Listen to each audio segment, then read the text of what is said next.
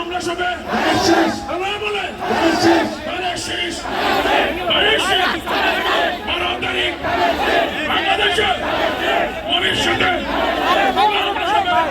আমরা তো পিছিয়ে খেলতেছি।